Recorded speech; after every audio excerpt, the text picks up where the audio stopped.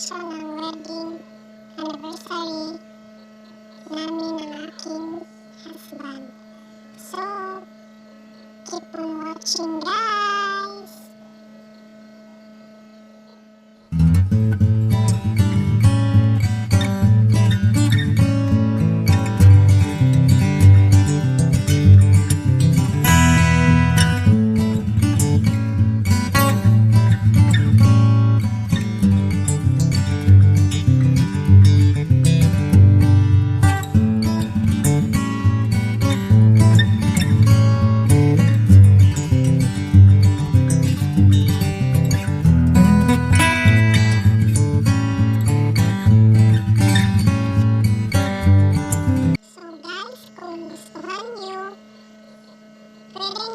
Bigyan ng like, comment, share, and don't forget to subscribe and click the button bell for more videos.